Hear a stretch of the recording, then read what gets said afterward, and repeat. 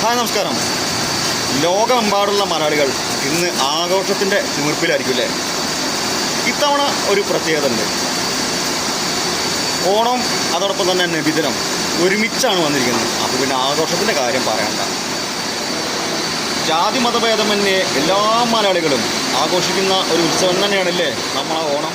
പണ്ട് കാലത്ത് കാർഷിക വിളവെടുപ്പിൻ്റെ ഒരു ഉത്സവം കൂടിയായി നമ്മളെ ഈ ഓണത്തെ കണക്കൂട്ടിയിരുന്നു. അതുകൊണ്ട് സന്തോഷത്തിൻ്റെയും സമൃദ്ധിയുടെയും ഐശ്വര്യത്തിൻ്റെയും സമ്പത്തിൻ്റെയും ഒരു ഉത്സവമായി ആഘോഷിക്കുന്നു നമ്മളെ ഈ പൊന്നോണം. എൻ്റെ എല്ലാ വ്യൂവേഴ്സിനും അതുപോലെ തന്നെ എൻ്റെ ഫ്രണ്ട്സിനും അവരുടെ കുടുംബങ്ങൾക്കും സന്തോഷത്തിൻ്റെയും സമൃദ്ധിയുടെയും ഐശ്വര്യത്തിൻ്റെയും ഓണം ഞാൻ നേരുന്നു. കമ്പനിയിലായതുകൊണ്ട് സൗണ്ടും കൊണ്ട് ഒരുപാട് ഇറിറ്റേഷൻ ആയിരിക്കും അല്ലേ?